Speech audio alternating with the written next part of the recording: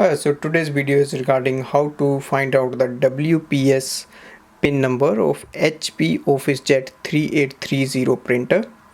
To generate the WPS pin number, we need three things. The first is we need a printer that supports the wireless network or Wi-Fi, and we need a laptop or computer.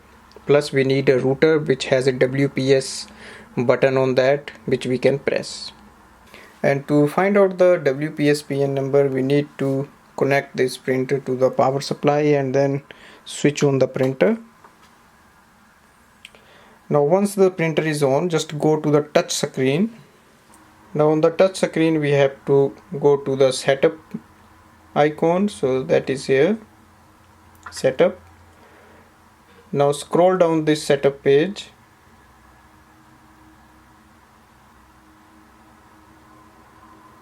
and we have to find the network setup.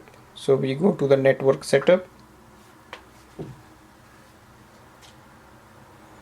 and the next thing we are looking for is Wi-Fi protected setup.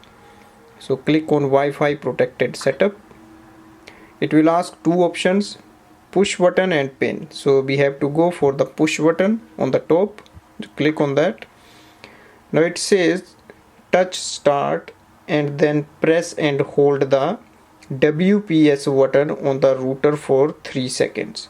Now you have to press start and then you have to go to your Wi-Fi router at home or business or office, and you have to press the WPS button for 3 seconds and hold it for 3 seconds.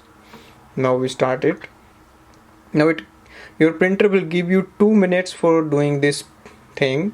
So once we go and press the WPS pin number there for 3 seconds, then it will display the WPS pin number here, which is valid for 5 minutes. So you can use that WPS pin number to securely join it with your device like laptop, mobile, computer, and then you can do printing, scanning, whatever you want. But that pin is only valid for 5 minutes. If that is expired, then you can go for the same process again and then you can generate the another pin.